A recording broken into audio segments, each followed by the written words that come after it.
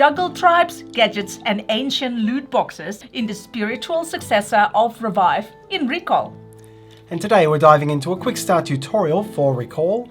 We'll explain everything you need to know if you want to get started quickly and pick up the details and icons as you go along in 15 minutes or less. And hi everyone, it's Stella. And Tarrant, welcome to Meeple University. And hey, if you enjoyed this video after watching, like, subscribe and comments. You know what to do. Right, now let's get to the classroom. In Recall, players are new tribes who will collectively explore, build buildings, and gain various resources and knowledge, all in the aim of victory points.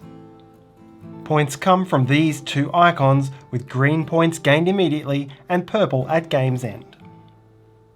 This is your player board, and in its centre the buildings you'll construct: vaults, workshops and monuments. You'll manage two main resources, crystals and followers. You have a general supply of each, but neither is active or available to spend unless it's on a board. For crystals, each piece on your board can be purple, red or white. You spend one by taking it off your board and may hold no more than 6 of a type at the end of your turn. For your followers, they're available to spend only when on the main board, and they're often removed as part of the cost of taking an action in that hex. The big and small meeples are 3s and 1s, and you can freely make change at any time. The game plays in 13 rounds with a few intermediate effects. Each round, each player takes one turn clockwise. First player never changes. Each turn you must either use a keycard or recall your keycards. In both cases you can also take any number of free actions. To use a keycard, take any one of your unused keycards, slot it into an empty action slot, and resolve each action on both keycard and slot in any order. You can use these cubes to keep track. You begin with 2 basic keycards and 6 unupgraded slots, but you will improve both. Actions may let you gain new keycards, or upgrade one to the next level, while slots are upgraded by reaching a green victory point trigger. When gained, place the upgrade either side up in its slot. You can use an upgrade on the same turn you get it, as long as you're yet to activate any icon on the unupgraded version. Now let's have a look at the type of actions you can take with your keycards. With many actions you'll gain new followers, and Action A grants you either 2 or 3, plus up to 4 more by paying some combination of crystals. A new follower comes from your supply, and goes on any hex with at least one of your workers, buildings, or on the home diamond, showing your position in turn order. Where a follower bonus shows these yellow arrows, the followers always go in the hex which triggers the effect. While taking Action A, you can also remove a follower from the board for a white crystal. You can reveal a new tile. Choose a tile adjacent to a tile where you have 1 or more pieces. Flip it face up in any orientation. Gain a point for each player with at least 1 piece on tiles adjacent to the new tile. Then seed cube hexes with a cube and dig hexes with 3 stones drawn from the bag. With the boot you can move. For each movement point, move any number of followers from one hex to an adjacent one. You cannot move to an unrevealed tile, or to a volcano, or onto water, unless you're using the special water movement, with which you can move the group through any number of connected water hexes to a land space. To move into or through a space with a cube, you must claim that cube, placing it left to right in the matching cube row, removing the depicted number of followers, and gaining the covered reward. If you can't afford the cost, you cannot move there. This icon is develop, and there's 2 main types, excavate and build. Excavate on a dig site with your follower and at least 1 stone. Remove 1 follower, count the stones, pay the crystal cost for 1, 2 or 3 stones present per this table, take 1 stone, and gain 2, 3 or 4 knowledge according to the cost you paid, in the colour of the stone you took. You can build on a hex with your followers, none of your buildings, and that matches one of these 5 hex types. You'll always remove one follower, and if there are already another player's buildings present, remove an extra follower and replace it with one belonging to the building's owner for each. Now pay for and place the building corresponding to that hex, and gain the reward on the right, not what you uncover.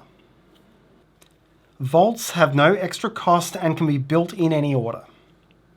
The 3 different pairs of workshops are built bottom to top, cost crystals, and grant keycards. Monuments are built bottom to top, cost purple crystals, and come in 2 types. For a pre-printed one, you'll gain only endgame points, while for the others, if the space is empty, then first choose and place one of the 5 tiles from the display, and then whether you're first there or not, you'll gain these points at endgame and this benefit immediately. Finally, for any type of build, the first time you build next to each camp space, gain its reward. Red and blue both gained this book from this workshop, while blue building here would not gain this book again.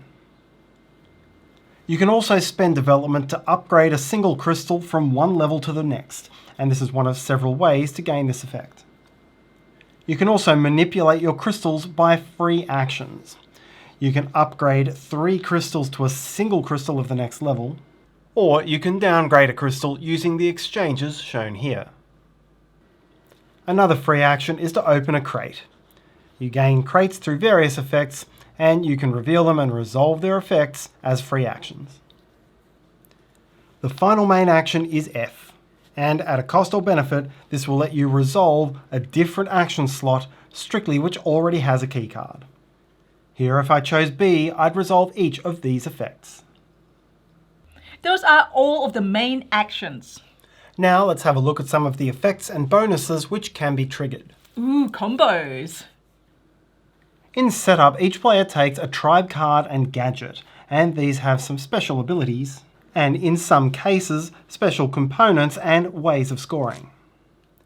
Actions triggered by stones have this icon, and as a free action, move stones from your supply to one of those to take the action. An empty action costs 1 stone, your next use costs 2, next use costs 3, and so on. With this number 1 icon, the cost is always 1, regardless of prior stones.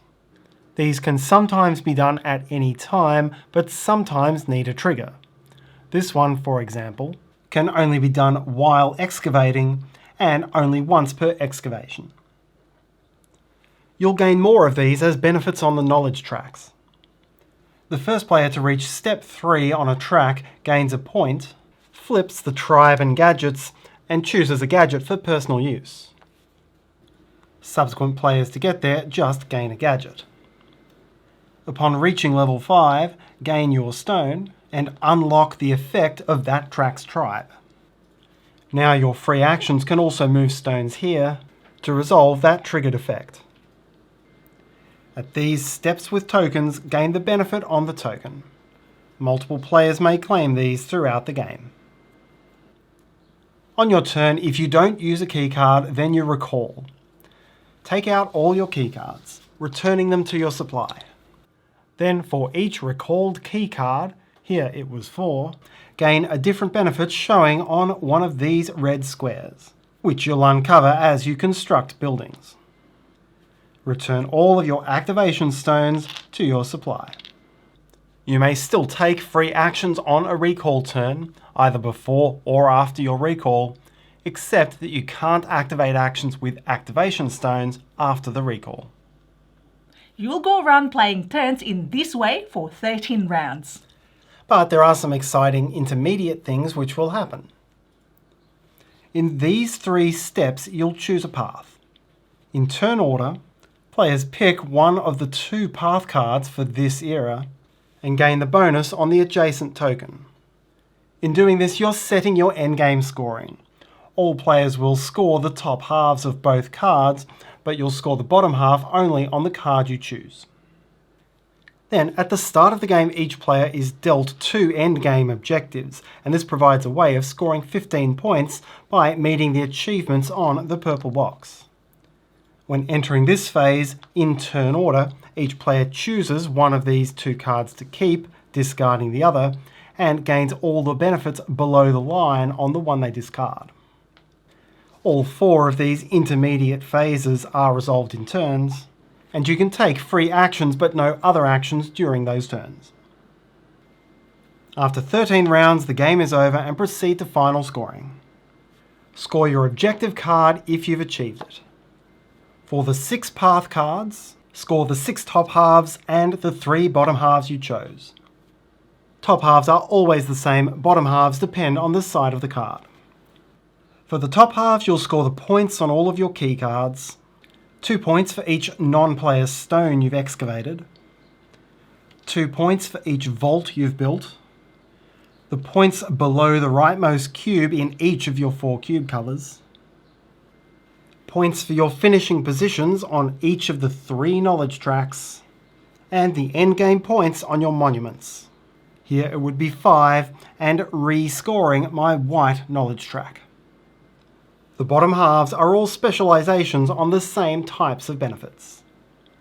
Finally, convert all leftover followers into white crystals and downgrade all non-white crystals to white ones. Gain 1 point for every 3 leftover crystals. The player with the highest score wins, and if tied, check the knowledge tracks from left to right until the tie is broken. Thanks for watching, and if you like this video, maybe you would like to watch this next one. Have a great day. Bye!